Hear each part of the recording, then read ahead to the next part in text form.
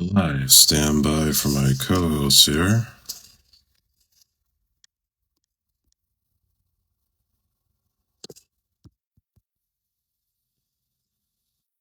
Okay. We'll get started momentarily. Hey. Hey, how are you? They did it to me again. Yeah, I see. It's another very fucking day. Yep, so well, welcome, folks. We are here with our Unfinished Business Live. We'll try to get to as many news stories and just general commentary as we can. I am Projector J1 on this video, but you can find me many other places under Unfinished B2. And with me, the host with the most this week is AJ Epics, Mr. Andre Joseph. Domo arigato, Mr. Roboto. Okay. um, maybe Brittany will like that. Let's start off. I guess we should, unfortunately, go with people who have passed away since we last did a show. Chuck Norris, and rest in peace.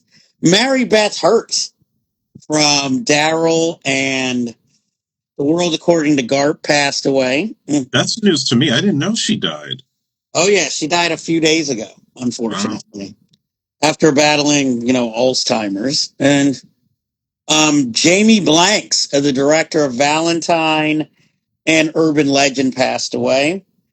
And the man, the myth, James Tolkien died. And he made it to a ripe old age of 94. And many of you might remember him as Principal Ordine from the Back to the Future movies and introduced the new generation to the term slacker before Richard Linklater's movie did. And that was unexpected. None of these were expected.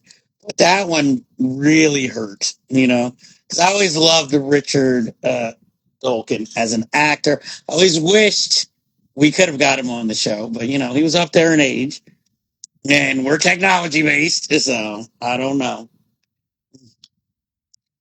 So, is there anything you'd like to say other than rest in peace?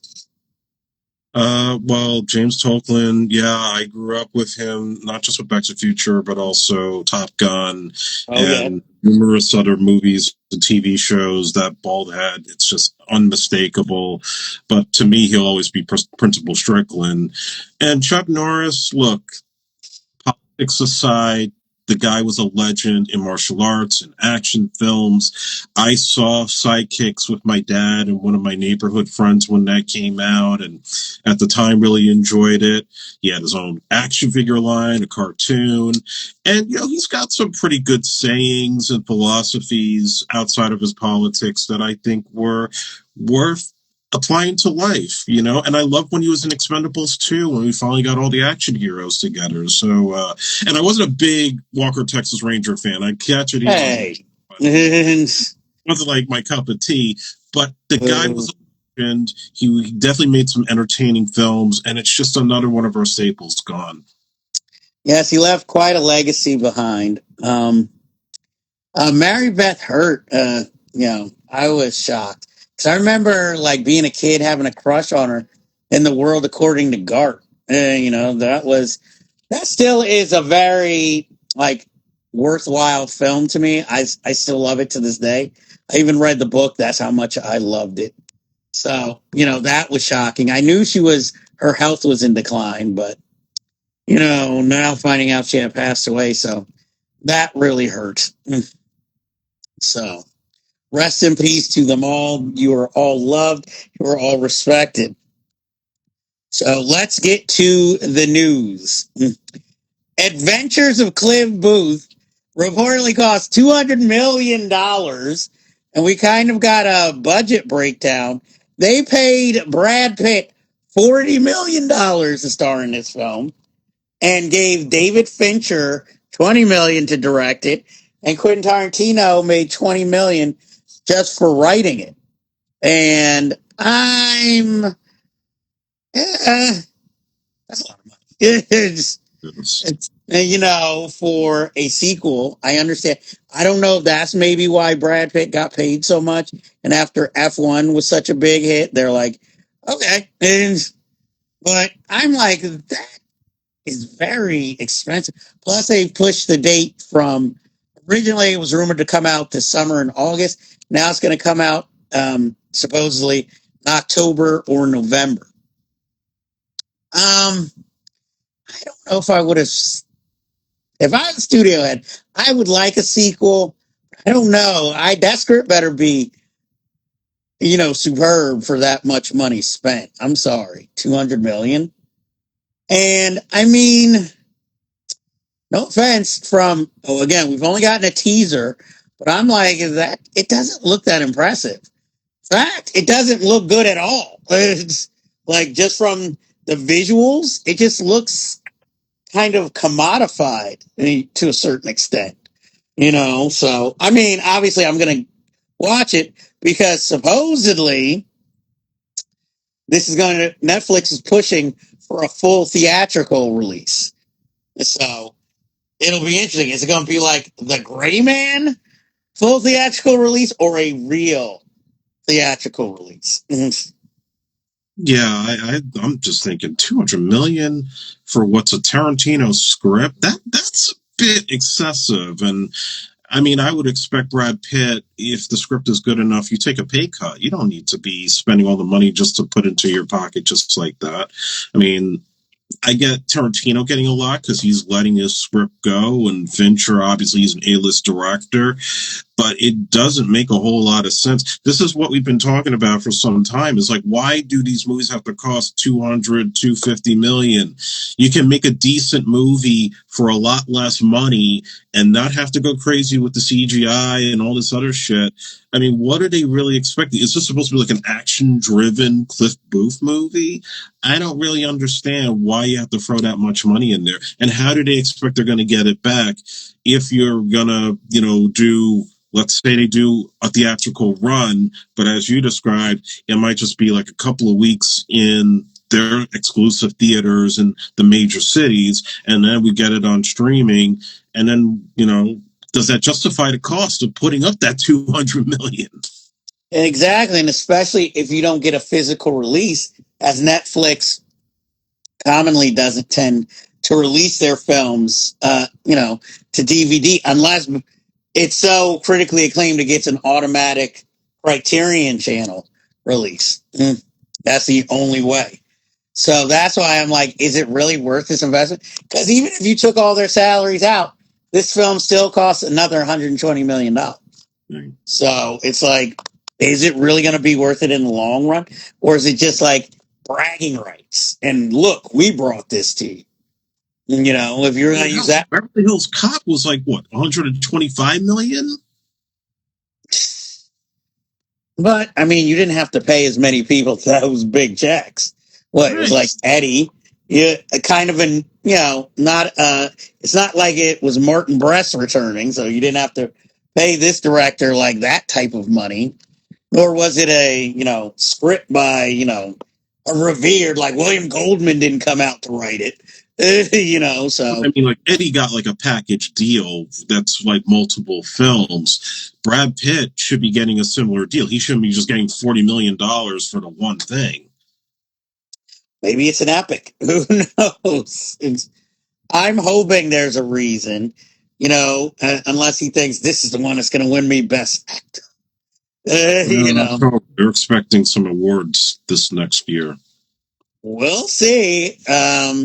I don't know if that's the material they should have went with, but I guess it's there this year's Frankenstein. Avatar 4 and 5 is going full speed ahead, but of course, probably with lower budgets. But I feel like that's because the studio that it's at, might be their biggest tentpole. That's why, and they know it's guaranteed. There's an audience for these movies, but it is starting to dwindle because I'm like, where are you going to take these characters next? It's like this isn't like the most captivating story that you have to keep going back to. And I mean, I haven't seen one past the first one, so I can't even really tell you what's happening here. So, I mean, are you excited for this, or are you good with the first three? I'm like, dude, I haven't even seen the third one, so I can't even really be excited for anything more beyond that point. I mean, look at all the technology that's already affecting cinema to where something like Avatar is already looking archaic for what was supposed to be this groundbreaking technology a decade ago. I mean, Cameron had said that if the third film fell short, then he wasn't going to do anymore. And granted, yes, this one was able to cross the billion mark, but the drop off from where the first one was to now, it's still a pretty steep drop off. And they're talking about like 2029, 2031 for the next two, thinking that maybe that gap will help to get people more excited. I don't think so. I think there are going to be more newer things that come along where it's just going to be like, oh, we got another Avatar again, really? And unless you're going to do something where that 3D is going to really pop or we start to really touch and feel the screen, I don't know if this is the thing that's going to save the theaters. And quite honestly, I think Cameron should go with the alternate idea. Just tell us what the next two were supposed to be and don't make them. Just do something else. Yes, make a different original film, maybe, instead of this. Because my thing is, I mean, I can see maybe if you put it out 29, maybe he's hoping for that same audience that was so excited for Avatar 2 after waiting, all that time from Avatar 1 that I didn't know had that many fans. But, I don't know. It's to me, like Avatar fans kind of like Furbies or Disney adults. It's like something you never really knew existed, but apparently it's a thing. So Somewhere in the country, I think Kevin Costner is very envious of James Cameron. yes, because Costner loves making franchise or sequels. He's still probably trying to shop Waterworld too. And though, if he made the Postman too, that would be interesting. I'd like to see where that went. And we have Ryan Gosling is going to star in the Daniels' next film, which supposedly is a $150 million action sci-fi comedy.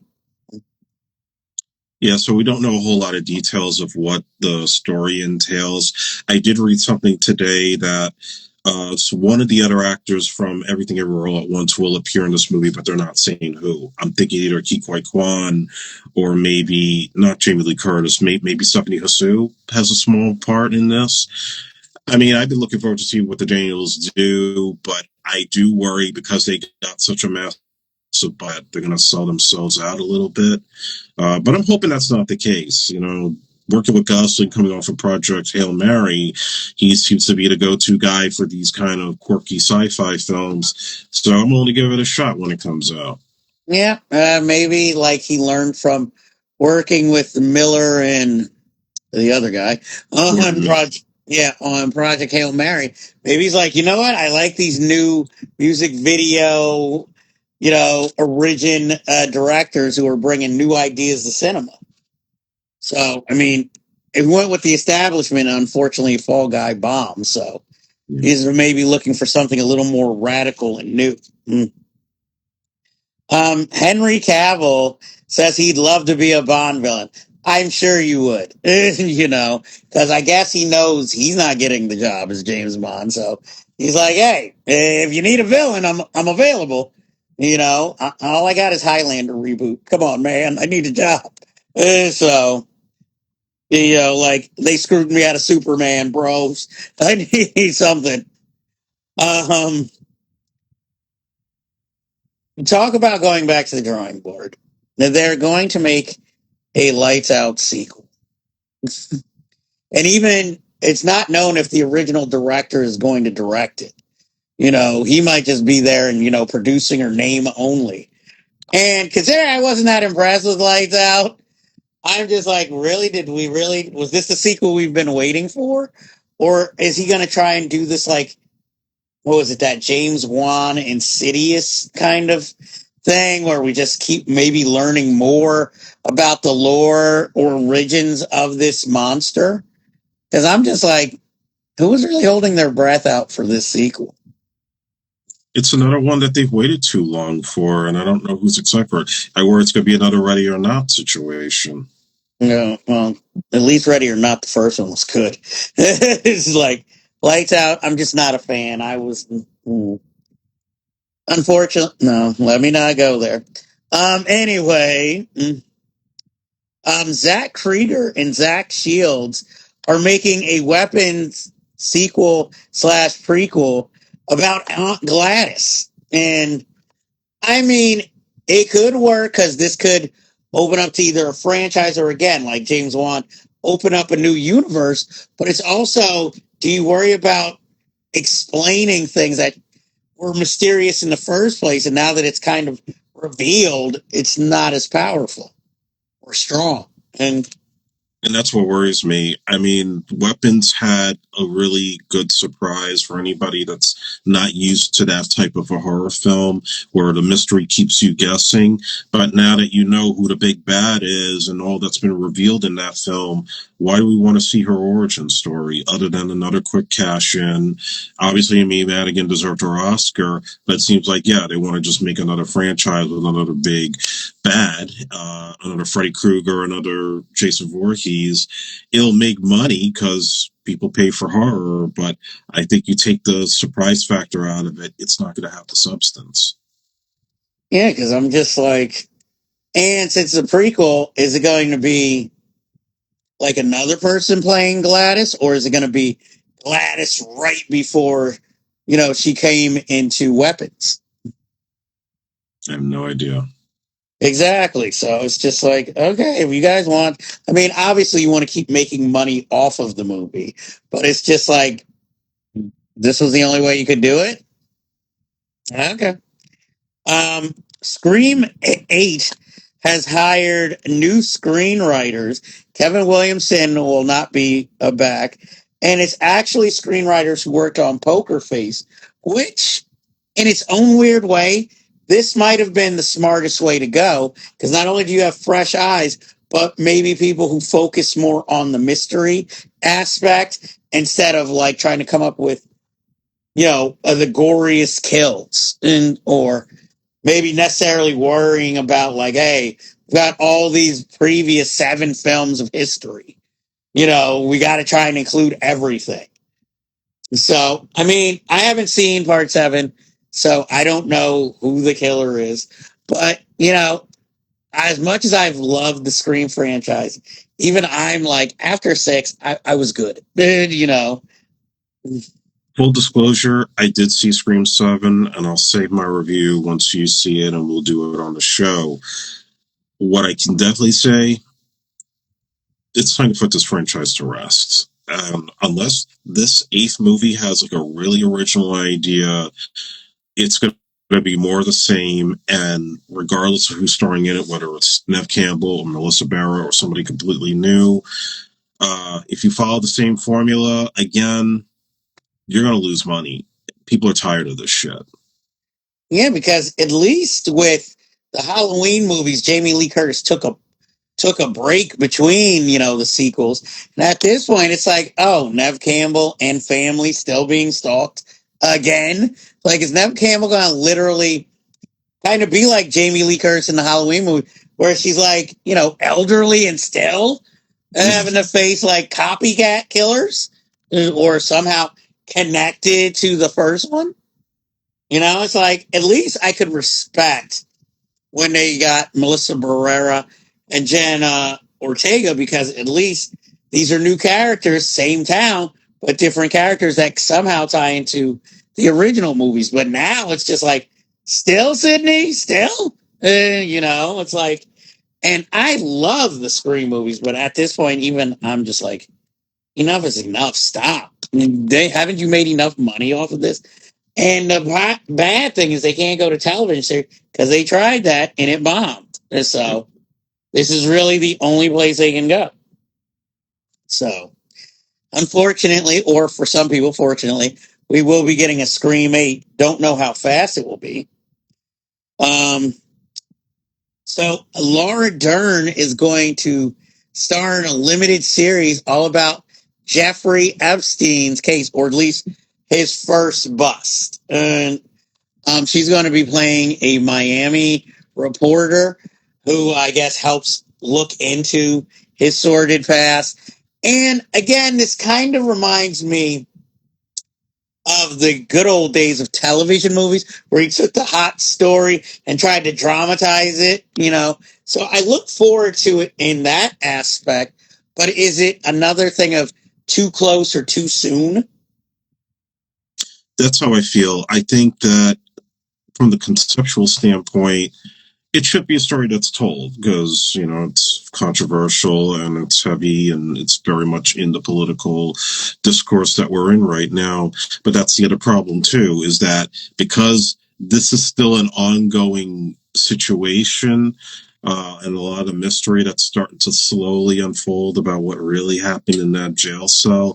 This is something I would rather wait for, like maybe towards the end of the decade when we're past all this nonsense, God willing, and we could see this with a clear eye. And right now to do it, I think it's just a little bit too divisive. Just like when they did the Apprentice movie with Sebastian Stan, or even something like She Said, that was something that came maybe a little bit after all the Me Too stuff, but still it was within the conversation that was still happening at the time it came out. So I don't know. It's one that I feel like they should wait it out a couple more years before they put this one out, or else I worry this could be like a Ryan Murphy kind of thing. They want to do the quick cash in. Oh, yeah. I was shocked he wasn't attached to this when I first heard the story. Thankfully not. But he's probably, salivating to tell that story. He's like, somebody beat me to it. Well, we'll do our version, and with more boys, And anyway, uh, so people are worried because Paramount has sent Scream 7 after only 31 days straight to PVOD. And now they're worrying about what is Paramount's, I guess, future theatrical, what's going to be their window. And on the plus side, this deal still hasn't gone through yet. And so there's still hope. And right, there's still some roadblocks. It's not, I mean, they're acting like it's a done deal, but a lot could still happen, especially with the current situation in the Middle East, because the Mr. Ellison needs that sweet Saudi money to ensure that this deal gets sweetened. So that's going to be an ongoing thing we'll be talking about. But yeah, I don't think you can trust anything that comes out of Paramount right now when they talk about their commitment to theatrical, or Tom Cruise storming into a room and saying, you're going to go theatrical. You're not going to make this deal with Netflix, Warner Brothers. I personally just think that they have resigned to the idea that the studios are dying, because you're seeing it with numbers of chains that are closing. AMC stock is in the toilet. Alamo. Hell, just a quick side note. So I went to go see Project Hail Mary at my local Alamo, and it was a 3 p.m. show. They didn't open up the doors for like 5 minutes before the show started. And I was actually trying to call the theater because people were standing outside waiting. Hey, when is the theater going to open up? Because I like to settle in, order my food, maybe use the bathroom before I go in. So now I'm like rushing just before this movie is starting. These are the problems we're starting to have with the theatrical experience. They're not justifying people going out to the movies if you're putting out crap, and then you put that crap out 30 days after it's been in the theater. It's really just going to do a lot of damage. And not everybody has Tom Cruise's stroke in power to get the 3-month, theatrical run. It's just, you can't rely on these executives when they say these things. Now, at your Alamo, are they still using the note cards, or is it all phone? They've all switched to the phone. And that annoys the shit out of me, too. I agree with you on this, Jeff, because when I did order my food, of course, I did all the stuff, but now I have to wait. Like, I have to turn my phone on near the end so I could check out. Like, fuck no. I don't want to interrupt myself and then look at all my calls and texts. I want to focus on the film for those 2 hours. Well, see, that's the thing. Like, the whole thing with Alamo was supposed to be you don't have your cell phones on. You don't, you're not, less distractions. And now, since Sony's trying to break up the union that they formed, it's like they're punishing them. So now it's like less workers, less hours, and more service. But then you're like making people order by phone. So you're taking it's like a Hollywood script. It's like, oh, we bought this script for its originality. Now let's try to make it like everything else. So really, what is special at the end of the day of this Alamo theater experience? If it's even worse because other theaters at least tell you, oh, please silence your cell phone. This one is like, no, take them out so you can order more food and snacks. So it's like, it's actually worse. So, that is why. If you want to order more during the show, you have to do the same thing. Turn the fucking phone on to order before, the time runs out, before they say, okay, it's time to close out your check. It's ridiculous. And of course, the one you go to has no gift shop. They've closed the gift shop since COVID. They never brought it back. But they still use cards. They don't use the phone app. That's the one. They're all going to probably come around to it eventually. Well, I think that's the last one standing. I got to go to more Alamo Drafthouse bars since I like House of Wax. I'm interested to see like the Lower Manhattan one, what that has as a bar. I know theirs is like more newspaper themed. Does yours in Staten Island, does it have a bar? Yeah, it's like a martial arts themed bar. It's all, Wu-Tang, Shaolin. Do they have like any like cocktails named after any movies? Yeah, they do. Oh, see? Yeah, see, I got to check that. Yeah. I've only used the bar twice when I was there, but they do have like themed cocktails. Oh, okay. So see, that's at least one good thing. But see, soon it's going to be like that's the only reason to go to an Alamo Drafthouse is more. Hey, let me go to the bar there instead of going to see a movie because at least the bar is movie themed. So next we have an Amazon exec by the name of Roy Price. Yeah, I think that's. Yep, Roy Price. Just want to make sure. He says that Hollywood is afraid of offending people and audiences, and that's why the film market is down and that we need more original films. And to the second half, I agree with. I'm like, no shit. But I'm like, well, the reason these films are afraid of offending everybody is because you guys keep making franchise films of $300 million budgeted Fast and Furious type movies that are basically the same each movie except maybe a new villain.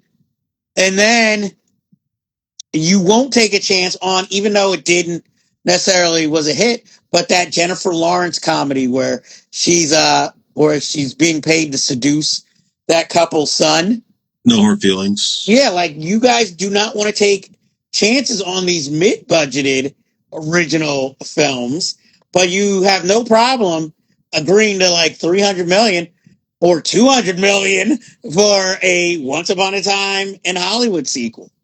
Yeah, this is the problem also too of Hollywood is that they are so stuck in their little bubble out in Los Angeles that they think that the way that they believe people react across the country is the way they react within their circle. And that's really not the case.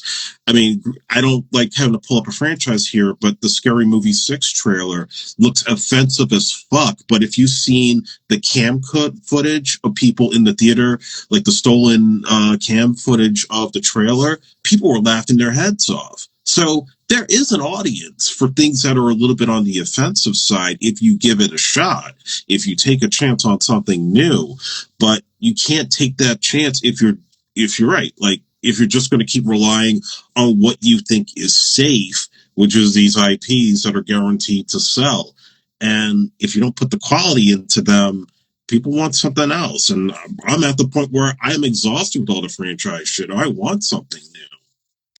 Yeah, like I think Marvel's finally getting it, but it's like too little, too late. Yeah. And we'll talk about this film in a second, but also James Gunn, I appreciate you. I understand you want to give more minor characters their day in the sun, but considering you're just starting out, and I know we've been beaten to death with Batman, Superman, Wonder Woman movies, but why are you giving such, I guess, headspace to like Creature Comforts, for instance, which is a series that was cute, but did it really need that much? Did it need to be released as one of your first projects?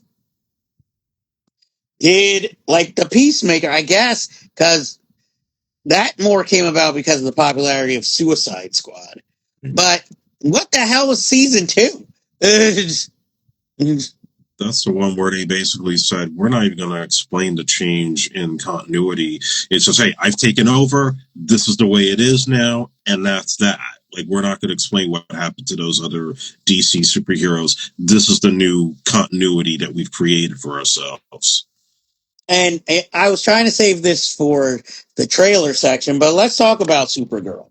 Okay. Now, again, allegedly, they have had, 8 test screenings, and they still can't decide on the tone of the movie.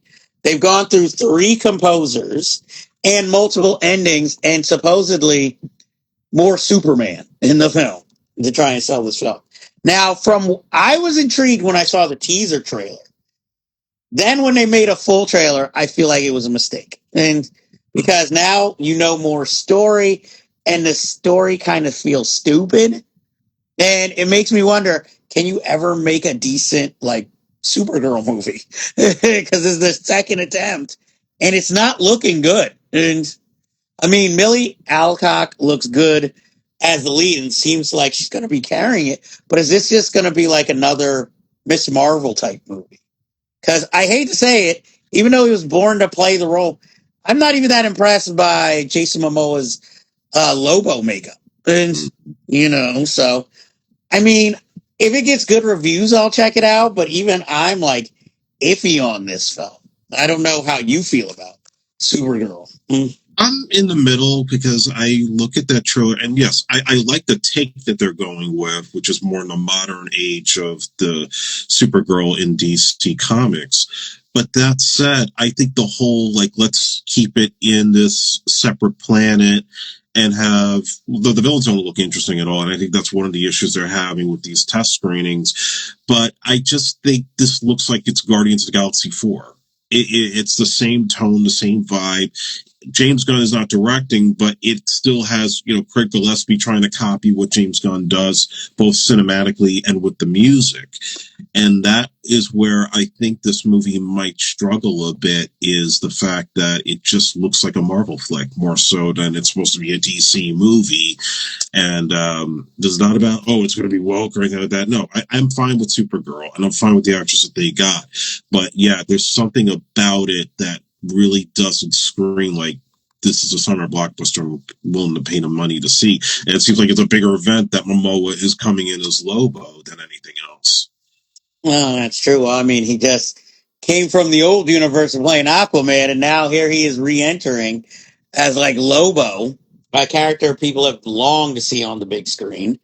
That maybe they should have focused on making a Lobo movie and then tie in Supergirl and then give Supergirl her own movie. Right. Might want to try that. But then again, is Lobo only a character that like DC diehards know, and like the general audience does not have any idea who that is? And your audience is pretty familiar with Lobo because he was in the animated series for Superman in the 90s and the Justice League cartoon. And there's been numerous takes on him in other media. So it's not just like he's strictly from the comic book. When you talk about like the geek culture of DC, that's when you're talking about like Creature Commandos or the Justice Society, things like that go way over everybody's heads. Oh, okay. Also, we got finally the trailer for Backrooms. I'm not that excited because I didn't buy into, what was it, the Five Nights at Freddy's. So anything that started maybe more online as influencer culture, I'm just not that into. I mean, got a hell of a cast, but I'm like, I'm going to sit back and wait on this one, see how like critically acclaimed it is. I mean, the shots are well designed, but I don't know if this is a movie I could really sink my teeth into. I don't know. Have you seen the Backrooms trailer? No, I did hear about it, but that's didn't J.J. Abrams produce this? I don't know if he produced it, but I know the filmmaker is only 20 years old. He shot the original short film when he Oh, was 17. I'm thinking of something else. No, I didn't see this one. Oh, okay. Well, no, the film I think you're thinking of is The End of the Street with Anne Hathaway Yeah. that J.J. Abrams produced, which is made by David Robert Mitchell. But there's a rumor that this might be another Cloverfield film. Oh, And gee. again, it's only a rumor. It has not been confirmed. But it is interesting that David Robert Mitchell is going from like, what was it? Not It Comes. I don't know why I thought of that. It Follows. I think It Comes might be the sequel, and perfect double entendre for a sequel. But also that Andrew Garfield movie, the conspiracy one, set all around Los Angeles. Oh, Under the Silver Lake, which I think more people need to see. But he's gone from those two movies, like kind of more independent films, to now this 100+ million like special effects sci-fi movie with Anne Hathaway, and plus still working on the It Follows sequel. You know, and I'm just shocked at how big of a jump up that is. That would be like, hey, Spike Lee made Do the Right Thing. Now he's going to get like his Black Panther movie. It'll be like, that's one huge jump, because even Ryan Coogler had to make a Creed before he could get a Black Panther. He didn't go straight from Fruitvale Station to Black Panther. So that's why I'm just like, I don't know. It seems like a pretty big leap. I hope it works out, but anytime I see a dinosaur in a film, my mind goes back to bad Jurassic Park sequels. I can't help it. You did this, Hollywood. Now, anytime I see a dinosaur, even if there's probably a good reason for it to be in the film, I'm just like, is this just secretly a Jurassic Park movie? Damn it, Anne Hathaway, you want some Jurassic money? And, oh, mm. Now, have you seen the trailer for this movie? And, No. well, I mean, it'd be a nice welcome because I feel like J.J. Abrams is jealous of M. Night Shyamalan. Is like, I'm gonna keep bringing these characters back or this universe. You watch. I need money. My shit is bombing. And unfortunately, I also saw the new trailer for Disclosure Day. Still not interested. Yeah, I'm not thrilled with Disclosure Day. There's nothing really grabbing me about this one for some reason. Except finally, I realized that was Colin Firth as, I guess, the media mogul. That's the only new thing that it offered. And I'm like, oh, Josh O'Connor. As long as it's not that Pal Mescal or Pedro Pascal again. And I just wonder if Pedro Pascal ever watches trailers like, oh, I could have did that. Since they cast him in everything these days anyway. Or does he finally realize, like, yeah, man, I got to learn to say no? You know, because You even got to talk Oscar, to Jude good, Law. huh? He needs to talk to Jude Law. And Oscar Isaac, who finally started slowing down with his projects. There's this. Oh, the studio decided not to go with Max Landis for GI Joe, and thankfully, so there were some people in HR like, this is a Yeah, bad look.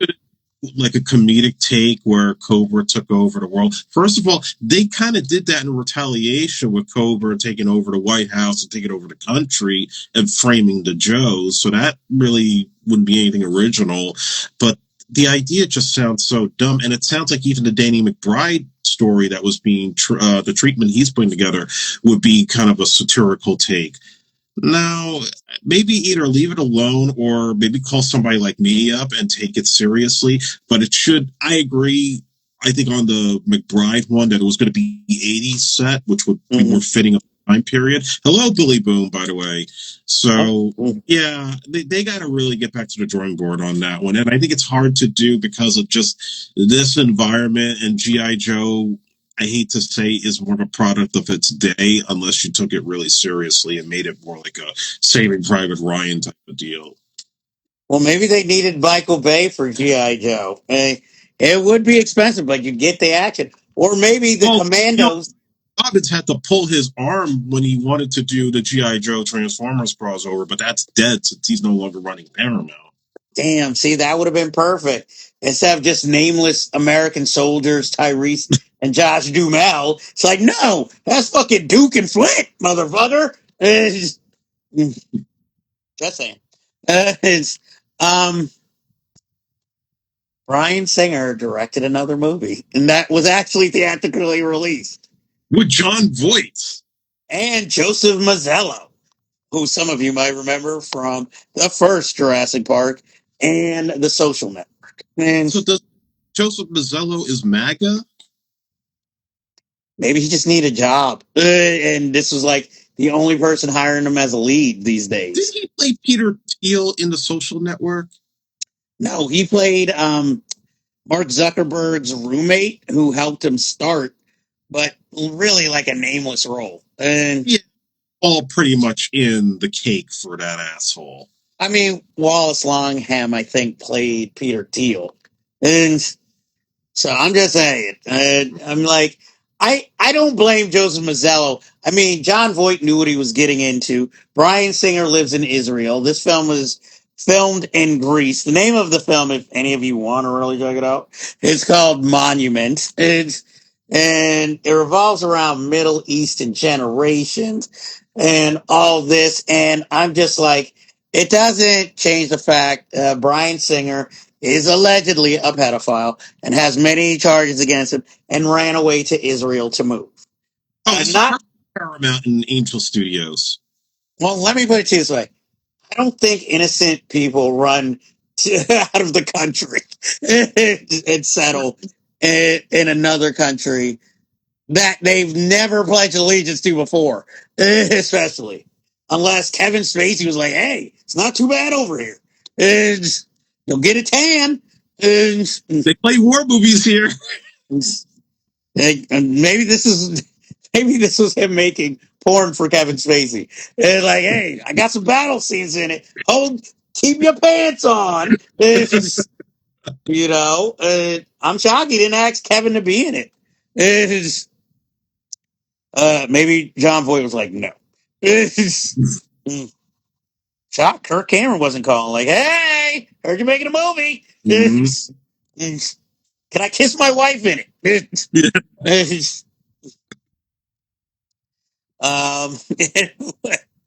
have a side character named Boner. Hey, rest in peace, Boner. Leave Boner out of this.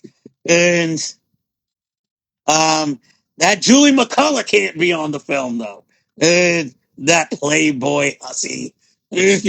Our show because we love to talk to her. Yes, we would. The X-Files has got its Mulder and Scully for the series that Ryan Coogler is directing. We're going to get Daniel Deadwyler and Himesh Patel. For those who might not know who Himesh Patel is, if you saw yesterday the Beatles theme movie of If They Never Existed, he starred in that. He starred in a British, not a well, it wasn't British. Well, I think it was a sci-fi series on HBO that starred Hugh Laurie. I can't remember the exact title of the show. And he's been playing bit roles in various British films. And Daniel Deadwyler, if you don't know her, you're racist. Because she was the FBI agent. And what was that Taron Egerton movie at the... Oh, Carry On? Yeah. She was the female FBI agent in that. She was in this apocalyptic sci-fi movie called 40 Acres. She was in The Harder They Fall, that all-black western. She played in Emmett Till, playing the mother of Emmett Till in that movie. She's been in a lot of stuff. She's the next Viola Davis, my prediction. And now she will be headlining in Ryan Coogler's X-Files reboot.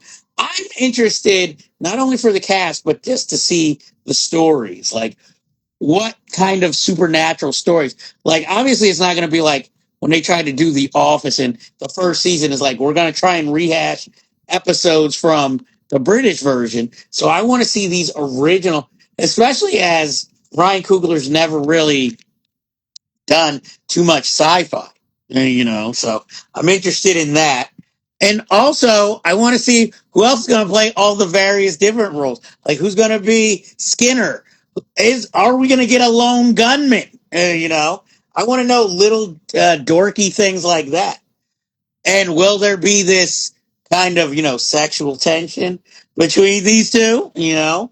And will Gillian Anderson and David Duchovny, like guest star or cameo or whatever? And maybe they're not even Mulder and Scully. Maybe this is just X-Files and they're two new agents assigned to this division. Will they bring back Robert Patrick? Why not? He's still able. I mean, he's got to redeem himself after Peacemaker season 2. So I'm like, why not? Annabeth Gish, bring her back. And, Working.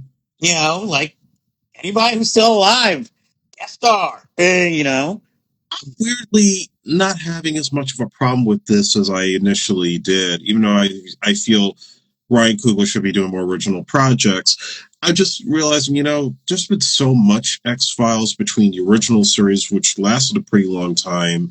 You had how many movies now? There were 2 films that they made? Yeah, 2 actual movies. Yeah, 2 actual movies. And they had a couple of reunion specials on Fox. I think the fans of the original series got enough of a fix that I think giving it a new coat of paint with a new set of characters is fine.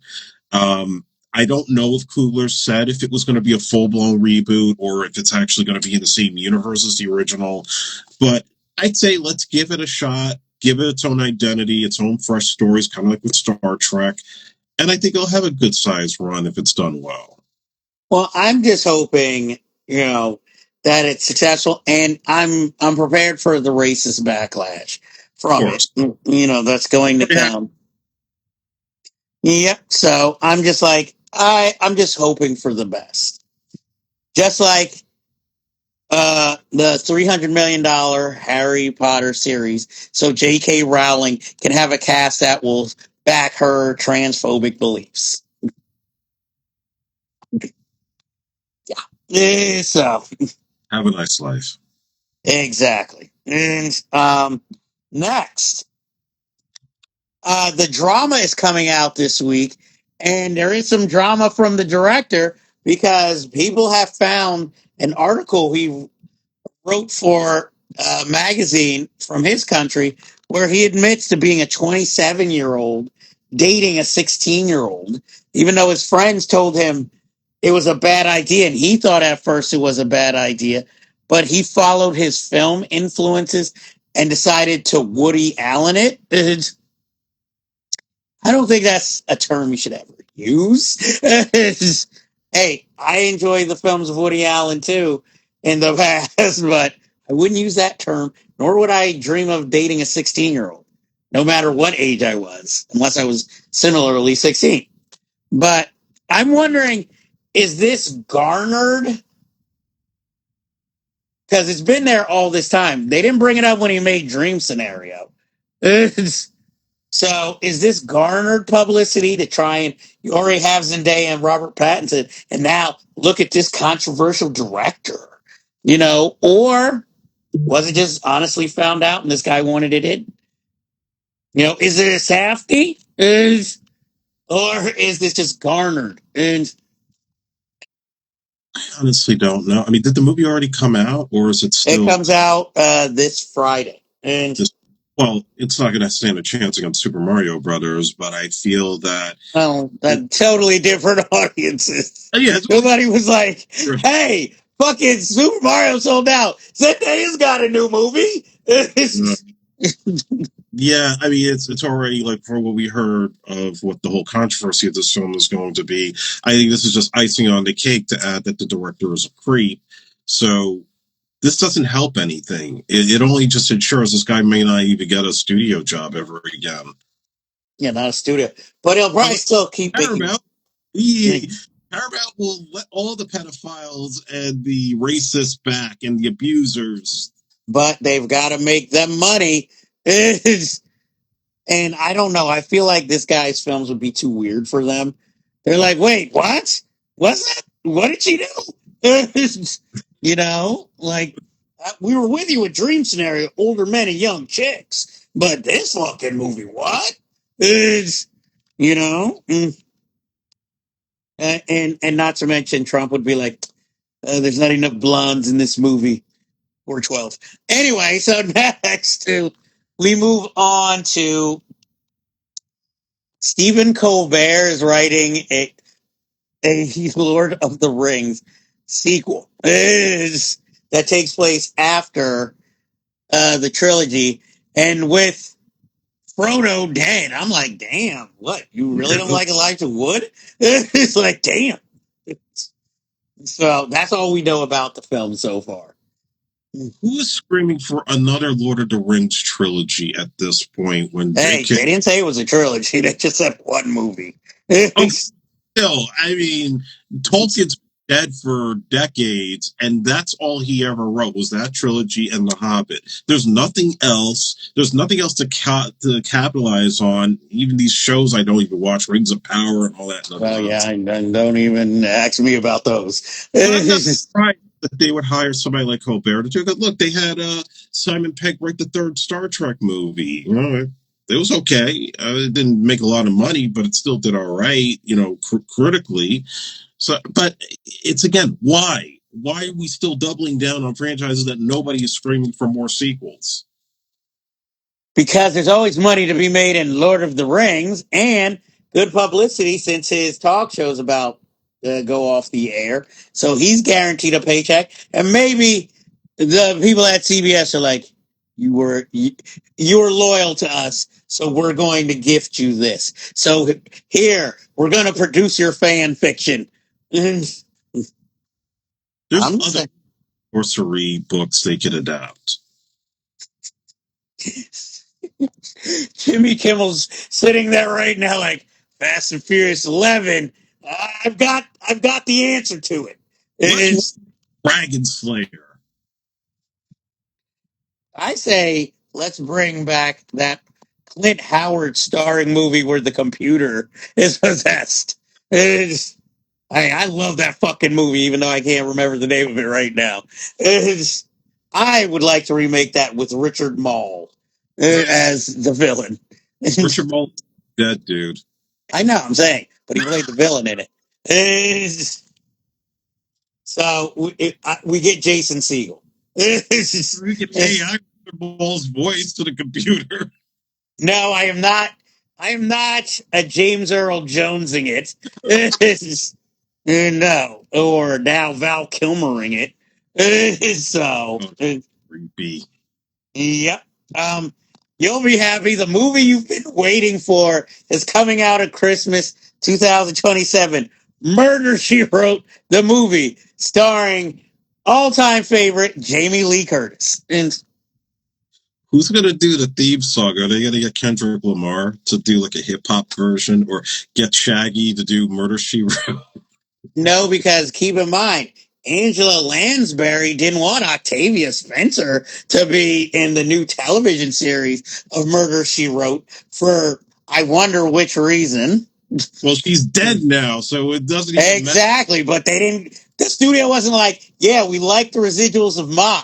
We're ready to do Murder, She Wrote. It's after you do Ma too. Well, do we get the spin-off movie, The Law with Harry McGraw with I don't know, Bobby Cannavale?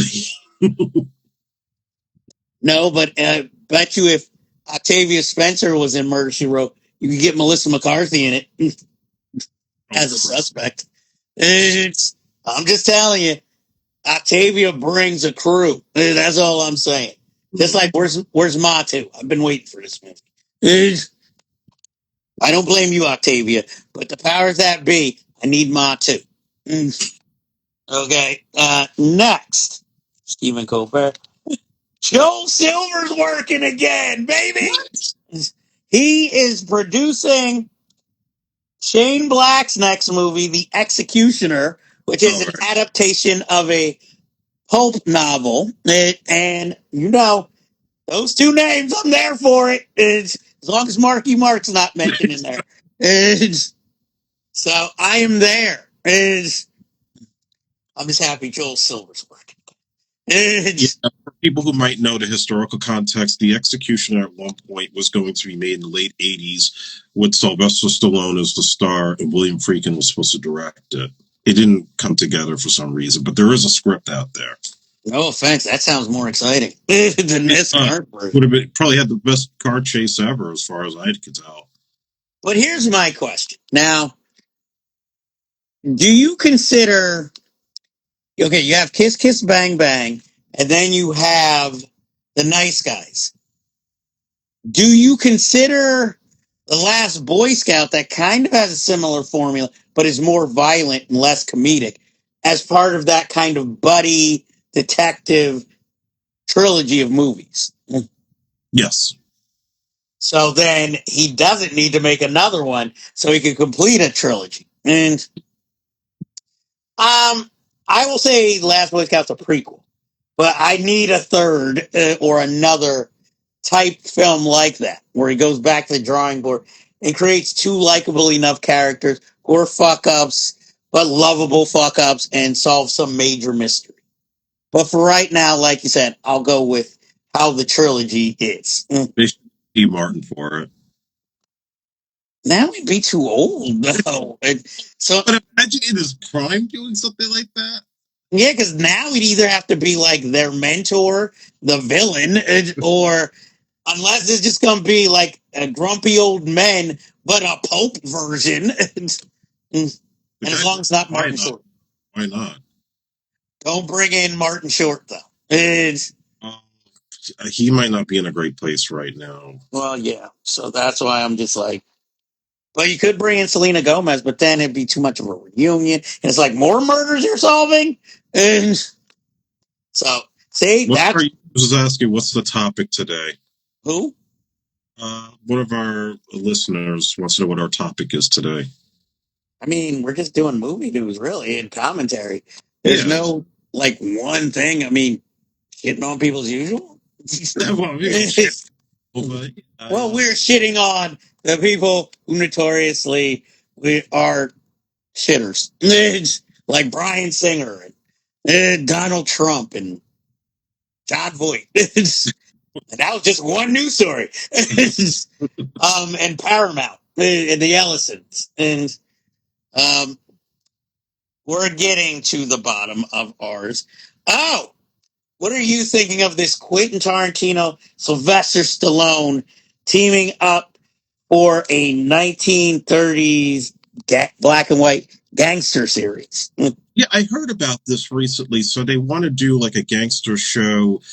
It would be in the 30s. They would shoot on film with those style cameras from that period.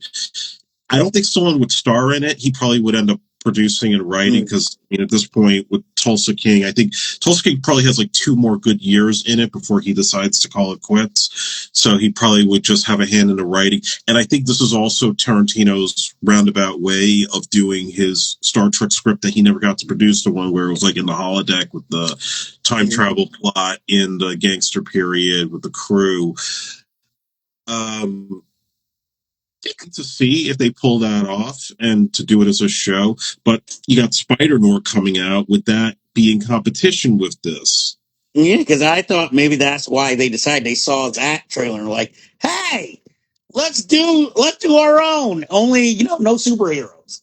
And so I'm just like, I'm interested to see how it plays out, but I'm like, that's a lot of ego on one set, and who's trusting the other's writing? And Because let's not forget, Sylvester Stallone almost played the Robert De Niro role in Jackie Brown. And so it would have been interesting to see Stallone as a stoner.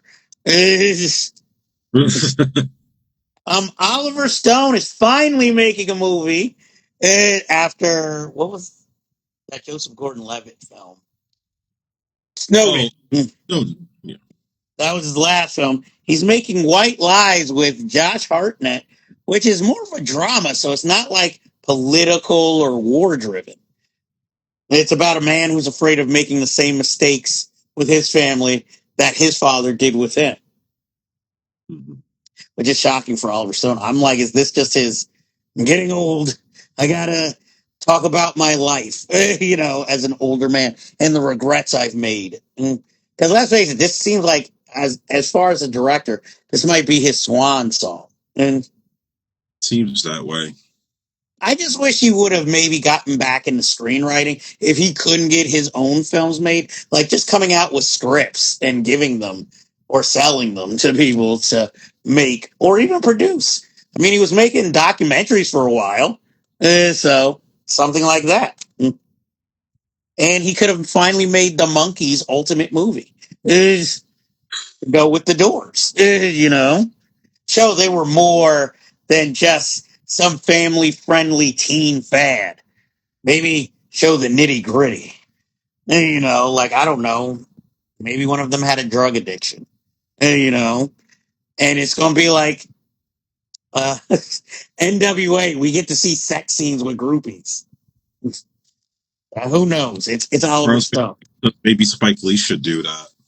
The Monkees movie. No, Spike Lee would never do a Monkees movie. Maybe a Sly and the Family Stone movie. That would be pretty good. Spike doing Sly and Family Stone, because that story from the documentary, that's a movie right there. Well, we'll see, but unless Questlove decides to make it his like feature narrative film, and Drew Goddard is making The Matrix 5. Why? Again, who's asking for this? I feel like it's the studio. They offered it to him. Maybe he had an original idea, and to take it back to less philosophical but more action. And so it's like the studio Matrix instead of the Matrix movie we got. Yeah, no, thank you. Supposedly they're going to make King Conan finally after all these years with Christopher McQuarrie writing and directing. So I don't know if they're going to use any parts of the John Milius script that he wrote, or maybe even the Wachowski revisions they made. I feel with Schwarzenegger, he would try to honor, we still have Sean Milius. He would try to honor him by keeping elements of his script in place. And again, I still think it can work, because that ending of the original Conan, when he's sitting on the throne, he's got the beard, he's much older. I mean, granted, yes, he may not have the physique like he once did, but it fits for him as Conan in his last days. And with today's technology, you could probably even de-age him by a few years to make him still look like he's in peak shape. So if it happens, great. If not, I'm not going to lose sleep over it. Okay. I'm looking forward to it to see just what they do with this film, and maybe give Arnold one last great role, since they basically wasted him in The Running Man. And yeah, sadly, he needs one more good movie just to go out on a high note. I mean, these last couple of flicks he tried to headline, Sabotage, they just didn't really do the trick. And stop with Terminator. That's over. And I think a lot of people would hope to forget Fubar. Like, Fubar should have maybe been a movie, not a whole series. Yeah, one movie for Netflix, and that would have been it. Exactly. Kirsten Dunst. This is her year of sequels, because she has signed up to not only be in Minecraft 2, but she's going to be in The Housemaid 2. I haven't seen the first Housemaid, so yeah, I guess it works. I know Sydney Sweeney's returning, so So we'll see. And if Sydney Sweeney's coming and it's a sequel and he directed the first one, Paul Feig is coming back. Yeah, And no, I don't think he answers Blake Lively's phone calls anymore. Um, in one of the stranger news, Michaela Cole is going to write and direct a remake of Bloodsport. yeah, isn't this be like a female swap version of it? It would be, but have you seen Michaela Cole? Yes. Do you see her in Bloodsport? No. Exactly. So I'm just like, is this going to be a comedic version, or is she like serious and just trying something different and new? And Maybe it's just like Nia DaCosta. She just wants to dip her toe into a big blockbuster. So why not do an action film from the 80s?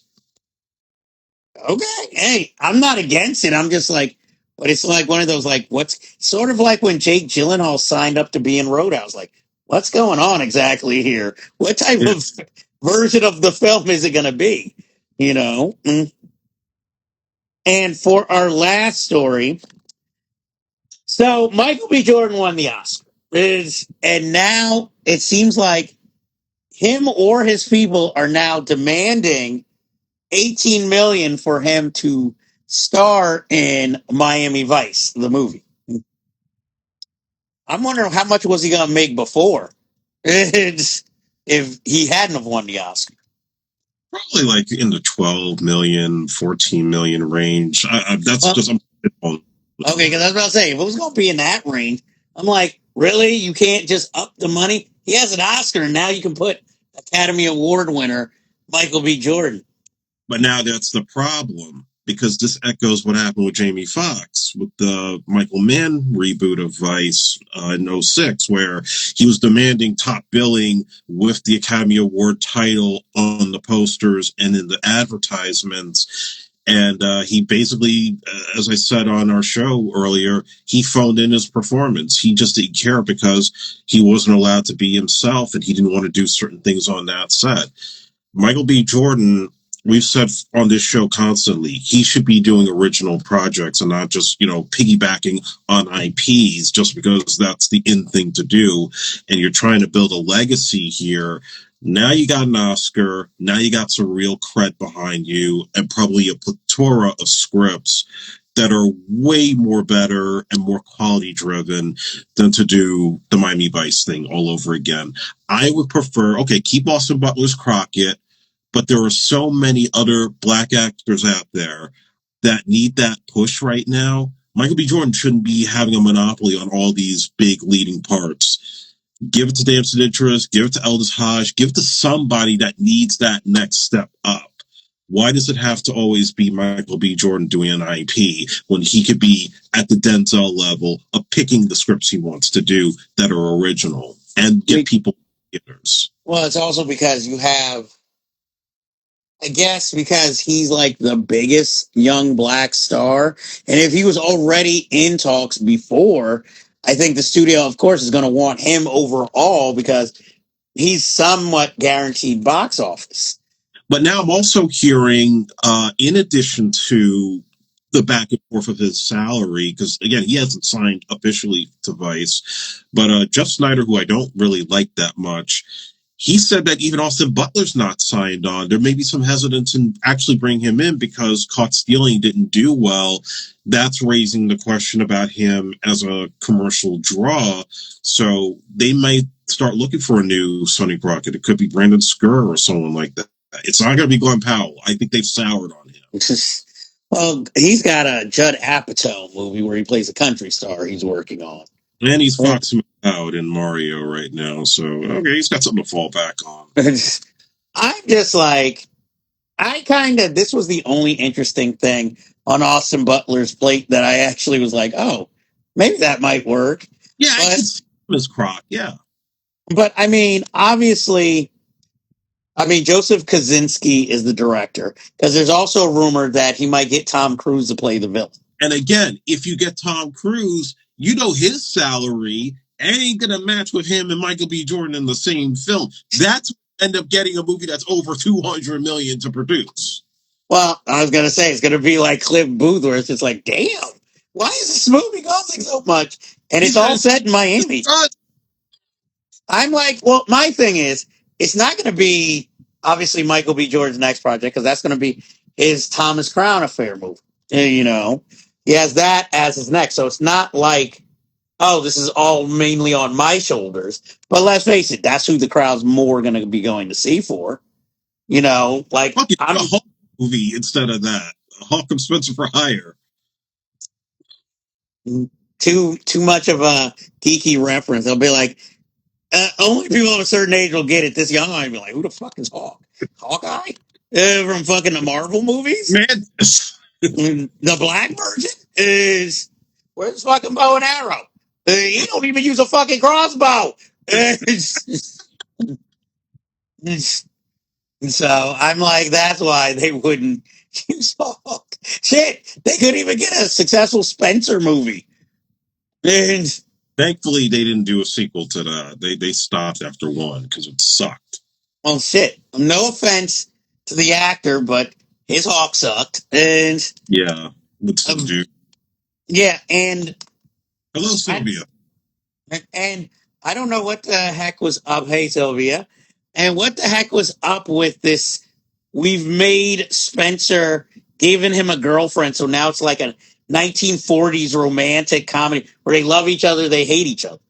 The next minute, and I mean, Alan Arkin was the only one, but you knew he was collecting a paycheck. Like, but okay, whatever. And Yeah, couldn't they find somebody that really could have put on Robert Urick's jockstrap? they, as always, they're like Marky Mark. He's always the replacement. I The mean, Netflix version of it. well, shit. Before he's getting these $50 million paychecks for Doomsday, Robert Downey Jr. could have played Spencer. They And, could have got Kyle Chandler because he takes anything Netflix gives him. yeah, but who's tuning in to Netflix to see Kyle Chandler?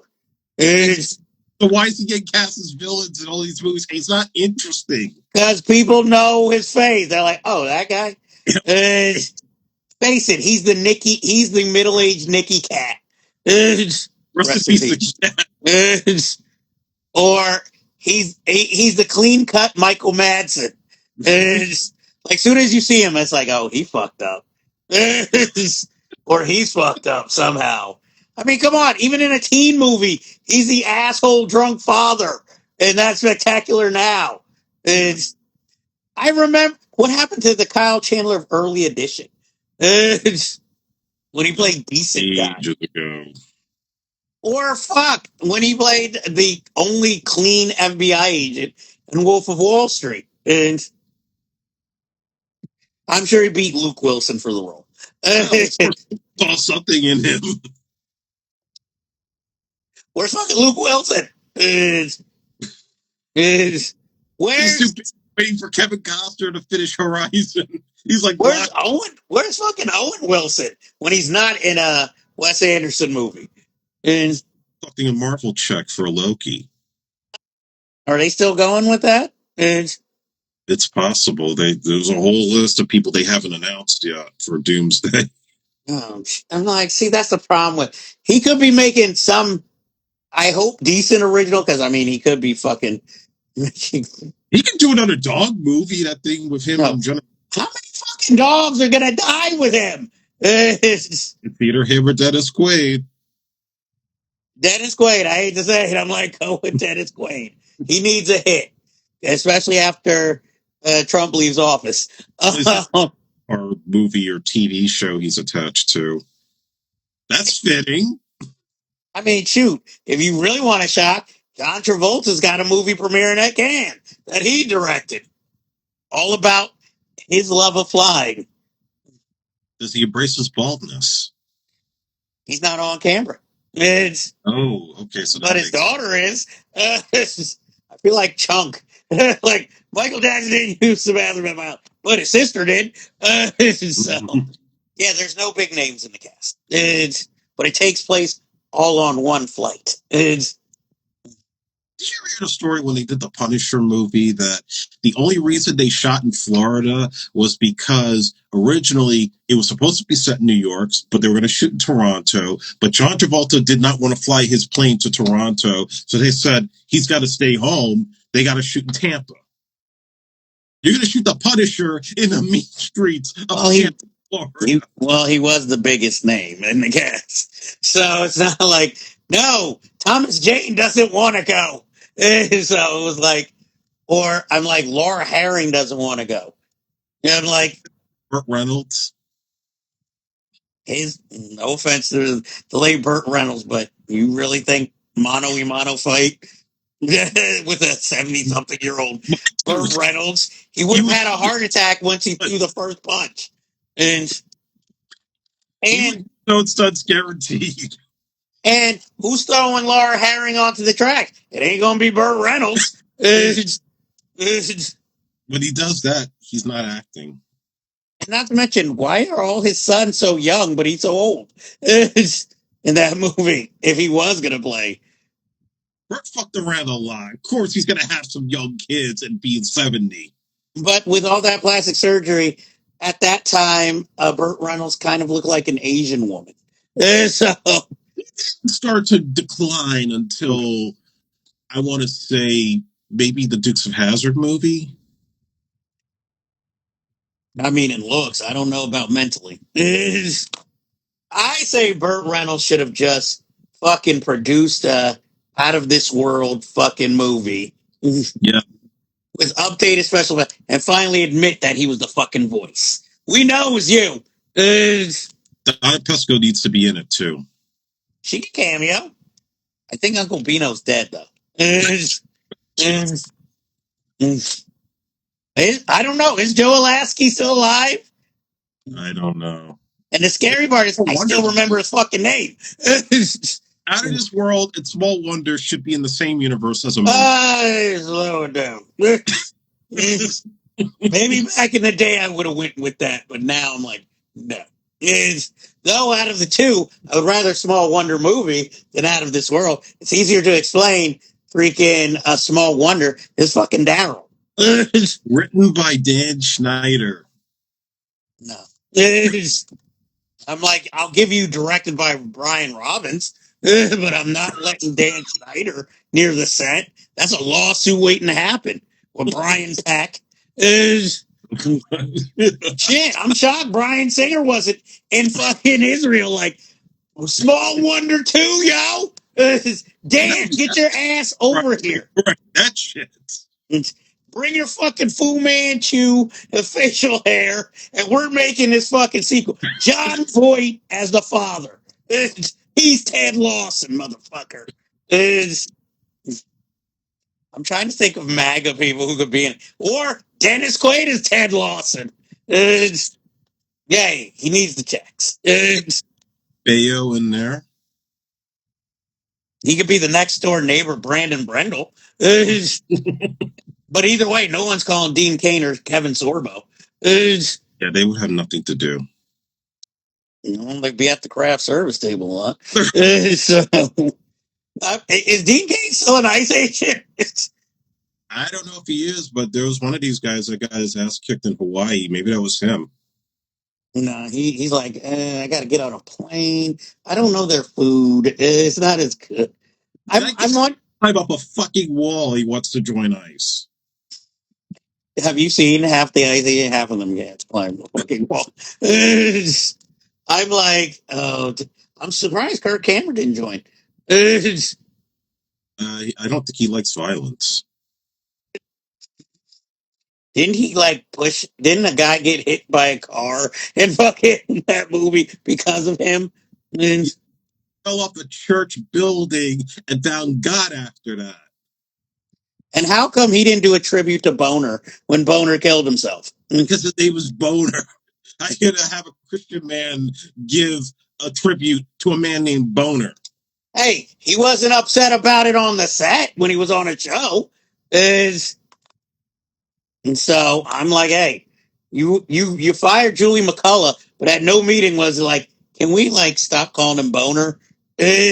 You think DiCaprio really wanted to share the stage with him at Alan Thicke's funeral? Was DiCaprio at Alan Thicke's funeral? Yes, there's photos. Was Kirk Cameron at Alan Thicke's funeral? Yes, they all were. I'm sure that was very awkward. Well, I mean, let's face it, Leonardo DiCaprio's living Alan Thicke's life. All these 25-year-olds. So why not?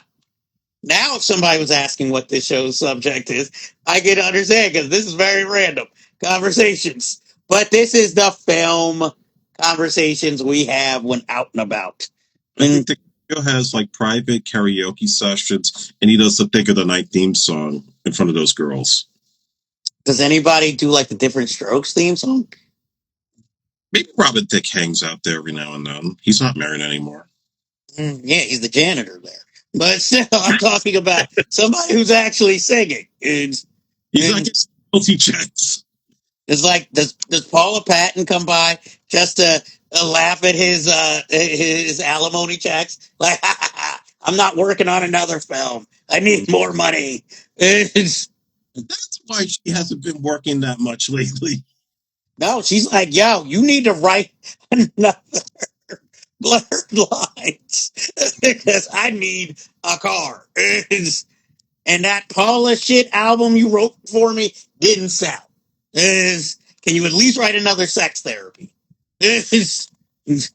Why won't Pharrell answer your phone calls? Dude, get into the commercial jingle business. He's going to the next Super Mario Brothers movie is going to have an original song by Robin Thicke. He's writing Yoshi's Island right now with a Casio. Like, yay, you know you want me on that movie. That actually sounds like fun. Like Yoshi Island by Robin Thicke. On a Casio keyboard? Yeah, I think that would be pretty hot. That would be a slamming hit. Well, what if it's a Yamaha? Then you start rapping. I don't want to hear Robin Thicke rap. Robin Thicke needs to go back to his long hair, riding a bike as a bike messenger through the streets and singing. That video. Call one number, get the private number, and you just start singing. Hey, I have no problem with Sex Therapy. I don't know who Yoshi's going to be singing that to. And is this are we promoting interspecies hookups? I have no idea, and I don't want to go into that. Okay, because I was like, because I gotta have dinner soon. Okay, so I was gonna say, who does Toad date? And I mean, they do ride Yoshi, so I'm just putting that out there. But anyway, that ends this live session. Thank you to everybody who tuned in. Lay a little more questions next time. But no, seriously, we appreciate you for watching the show. Because see what happens when you don't ask questions? We ramble. Then you get all these weird theories. But until next time, thank you all. We love you all, and have a good day.